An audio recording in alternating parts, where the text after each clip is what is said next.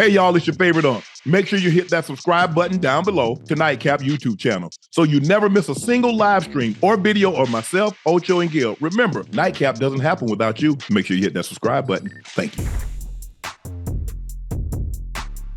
Kyle Filipowski hurt as Wake Forest fans rush to court. Duke star Kyle Filipowski suffered a knee injury during the court storming after Duke Blue Devils lost to the Wake Forest Demon Deacons. The 7-footer was hobbled when he appeared to bang his right leg into the leg of a fan running by him. Filipowski raised his arm as to brace for the potential collision and was spun off balance. He said he believes the contact was intentional. Duke coach called for court storming ban. Look around the country, Caitlin Clark. Something happens. And now Flip. I don't know what his status is going to be. But one thing is, when I played, at least it was 10 seconds you storm the court. Now the buzzer goes off and they go off and running on the floor. What you think? What you think, Ocho? You know, I don't watch much basketball. You already know that. But the court storming, to me, the court storming on football fields has always been a cool thing. I mean, I'm just saying, from the outside looking in, it's just always been cool. The excitement to obviously beat a team. Probably most of the time they do storm the court. You beat a team when you were the underdog. Yes. You know, you didn't have a chance to win a game. And, you know, college kids storm the court. I'm not sure the extent of the young fella's injury that plays for Duke. Hopefully he's okay. But banning court storming, I think it's like somewhat of almost like an unwritten rule. I think it's cool. Maybe we should have a rule set in place. Wait until the opposing team that lost leaves the court. Then you storm it. No, you know, that defeats the purpose. Because I got to let y'all see it. That's Duke. Do you understand what Duke represents? Oh, yeah. Do you understand what Carolina and Kentucky and Kansas? Man, if we beat y'all, I ain't let nobody. I need to see y'all because I need to laugh at. But see, you mess around and get the situation with LeGarrette Blunt. You remember when Oregon after Oregon. Yeah, okay. So now you see. Remember that. But see, then he ended up getting suspended and people looking crazy. What you want to do? You cover up in my face. They tell you now, Ocho, take 10 minutes, take 15 minutes to cool down. Now, right after the game, you up in my face. Y'all suck. Quoting right on the chin. Yeah. Hey, listen, that's a tough one. I don't want to see court storming ban or field storming ban in general. We got to find something, another way to just protect the players. I think that's what it comes down. Protecting the players. So allow the players to leave the court first, at least something like that. Because think about it, Ocho. They say but them kids just have. So what do you think the players are? You think they're adults? They're the same age as the kids running on the floor. Right. So you expect them. See, they've always expected this from athletes. Athletes have always been supposed to show the restraint, even in a situation where we're the same age. Mm-hmm. A college kid and a college student, for the most part, are the same age. Same age. So one runs on the floor. Oh, that's a part of fun. Mm-hmm. Hey, you show restraint. You're not in college. You're an adult. Right. So what would you say? Would you say ban it? I thought something was going to take place after the LeGarrette Blunt situation. Right. I really did, but it hadn't. And they tried to find them. What did you find them? 50,000, 75,000. That ain't nothing to no institution. How much did he? I think the SEC, each football team, just got like 50 million from the college football playoffs and stuff like that, which was and the Big Ten about to get probably 60 million. Right. So what's 75? What's 150,000 for 2 court storming fields? How much they get, Ash?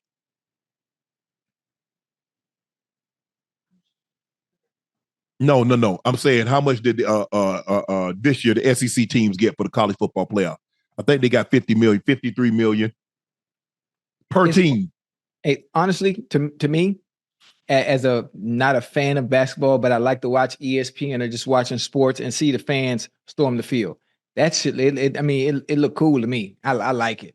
But you do it at your own discretion. That's what I say. That was right. LeGarrette Blunt. He punched a player. The player ran up in his face. It wasn't a fan. That wasn't a fan. That was talking shit to him? Yeah. Y'all suck. We beat y'all. Garrett, I ain't here for that, bro. I ain't here for that. I remember that. But you're asking an awful lot because most athletes are sore losers, Ocho. You don't get to that level. You don't get to that level by being a gracious loser. Yeah. That thing hurt. Yeah. It hurts. And the more you put into it, the more it hurts. And the funny thing about it, if you got school storming the court and you lose a game, it was a game of importance. Yes. So it was a game of importance, and you must have been good, and you went down losing, and the wrong fan hit you, the wrong fan say the wrong thing. It's just going to take for one altercation, and then they will probably do something about it. But again, controlling an entire student section or college campus from storming a court, that's a tough deal. Especially if the team's ranked. But you already know. I mean, when you think of college basketball, you think of Duke, you think of Carolina, you think of Kentucky, you think of Kansas. It used to be UCLA, but UCLA hadn't been a top program in a number of years. Right. So when you think of the Blue Bloods, it's those schools. Duke, Carolina, Kansas, Kentucky. Those teams are normally ranked. Mm-hmm. If I beat you and I'm not ranked, or I'm ranked lower than you, I'm hitting the court. Yeah. That's how the fans look at it. Right. And I have another question, and excuse my lack of knowledge for college basketball in general, but to my understanding, women's college basketball at this point in time is much better than men's college basketball because of Angel Reese and Caitlin Clark and what they've been able to do. Is that true, or I'm just? I think the thing is that networks have put a emphasis on women's college sports, right? And now it's the players are one and done, and the women you can get your hands around, your arm around because they're staying. Right. 2 years, 3 years. You see Caitlin Clark is debating, is she going to come back? Or you see, Angel Reese, I think she has another year of eligibility. Is she's going to come back? It's not like that. It's not like that anymore. The days of the Grant Hills and the Tim Duncan staying 4 years, that's over, Ocho. Right. Because if you're that good, the scouts are saying, if you're that good, why are you going back? Right. All right, so the women can't do that because Caitlin Clark is that good. She was that good last year. So could she have left and went to the WNBA? She's making more an hour than she is in the WNBA. What the hell you mean? Angel Reese is making way more money in NIL. She's making almost $2 million. The most she can make is $250. That's if she's a veteran max player. She's not gonna get that as a rookie. You serious? So why the hell would she go to the WNBA? And that's no knock on the WNBA. I'm just saying when you're a Caitlin Clark or you're Angel Reese, you're one of these top-notch females, you're making more in college than you will in the NBA. Are you serious? Yes. Well, they got to do something about that. They got to change that. Why you think those women be going overseas to supplement their income, Ocho? Oh shit! Wow. That's why they have to go to Russia and all these Italy and China and wherever they have to go. Remember, Brittany Griner. How she got caught up? She overseas because she got, and she can make basically probably double her income overseas than what she can in WNBA. So how do we generate, or how do we get the women to make obviously not the type of money that the NBA players make, but to bridge the gap or to get them a little closer to where they don't have to play overseas? What needs to be done? Man, that's something that the WNBA, the WNBA, the WNBA PA, and the NBA. Because I mean, they're clamoring. They don't sell out arenas like the men do, Ocho. The advertising, the sponsor dollars are not there like the men. Mm-hmm. So you're saying, okay, let's just say they make 10%. Well, they're not generating 10% of the revenue. Okay. I mean, I and people are like, well, I'm just giving you the harsh reality of what it is. Right. The fact that Angel Reese and Caitlin Clark make more in college than they will in the WNBA, man. That's crazy work, man. Yes. Shit. I mean, Angel Reese, I mean, I think she said that she's making what, 1.7? I think she's making like 1.7 in NIL money. I mean, she's gonna have to play like 5-6 years to get that. What? Yes. I mean, I think the $250,000 is the max money but that's for Asia Wilson. That's for Stewie, Breonna Stewart. That's for those. Listen, that ain't for everybody. Can't get that kind of paper. I had no idea. Those were the numbers. That was the revenue that they were making. I had no idea. I thought they were making good money. I'm talking about, listen, not no 5-year 280, but I thought they was making, 3, 4, 5 million, something like that. And sometimes the players overseas can make over 10 times of what they make here. So that's why they go over there. Well, that's crazy, boy. The SEC earned $765 million from the college football playoffs. I think there's 14 teams. Aren't there 14 teams? Or are they 12? 14. So that's at least 50. 14. That's at least 50 million. I was wrong. If my math, that might be 53 million each. Ish. 53 times 14 is how much, Ash? It better not be 53.3 or 53.4. Because I'm gonna be mad.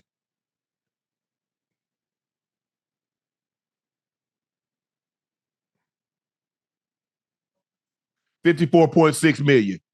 So I was off $1 million. Each team. No, that's crazy. But see, here's the thing, Ocho. The WNBA also helps supplement the WNBA. So the NBA helps supplement them because the sponsorship, the ad dollars is just not there. That's the harsh reality. That's Ocho. That's the harsh reality of it. Right. Women's sports, unless you play tennis, and Billie Jean, and you had Billie Jean was the first to do it, and then you have Venus and Serena. Some of the others say, "Hold on, right. We want to get paid with the men. If they get $3 million for a Grand Slam championship, why we got to get 1.8? We want 3.2." Yeah, especially just some of the names that I hear all the time, especially WNBA players that I don't watch it often, but the Asia Wilsons, Breonna Stewart, like Kelsey Plum. These are names household names that I know, and I don't even watch basketball. I know them, so I'm expecting, because I know their name and I don't even watch the game, but I'm expecting them to make the kind of money, not what the NBA dudes are making, but the 4 or 5 million range, because they are household names.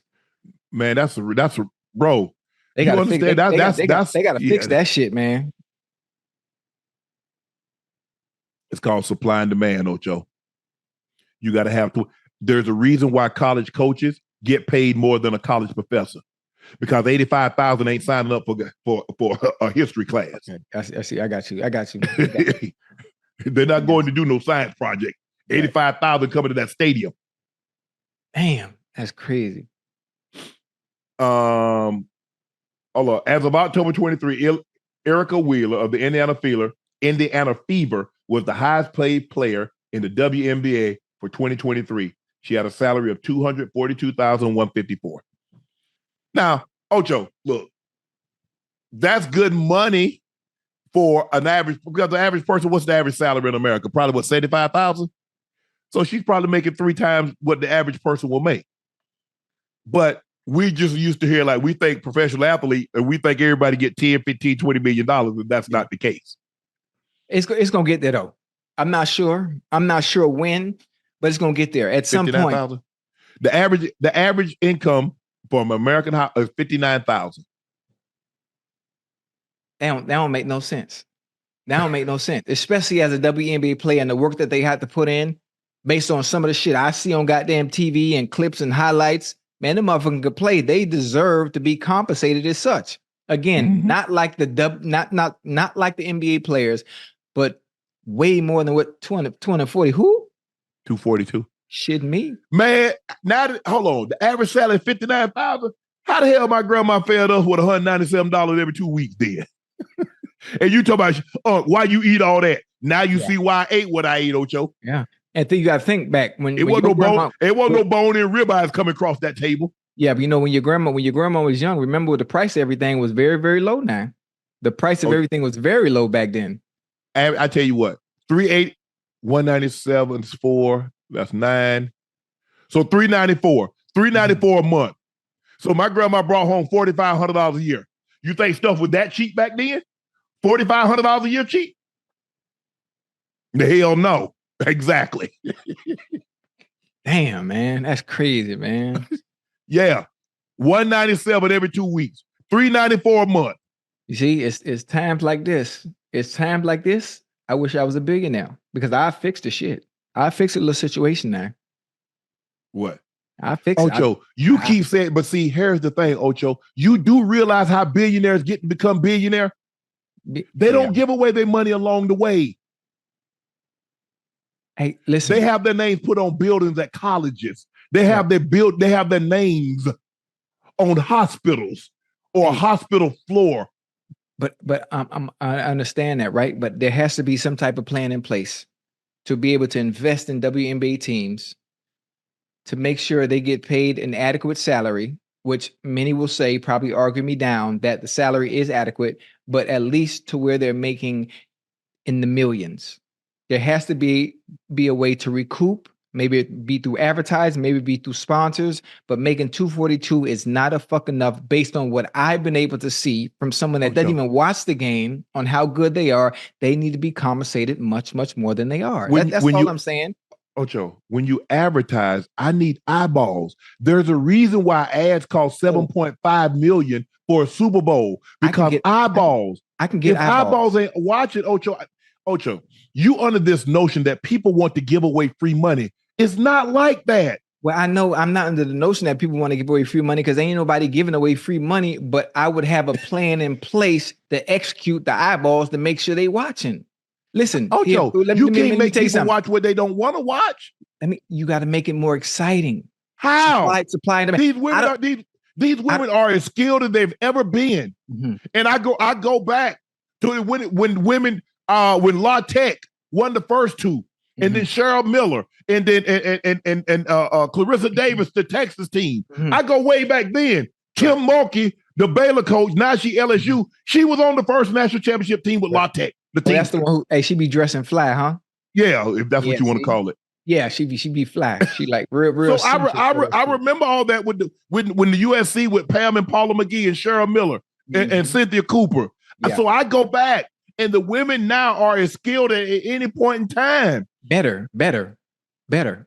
But you have to understand, there was not even a league when those women, they had to go overseas. Yeah, they had no choice, right?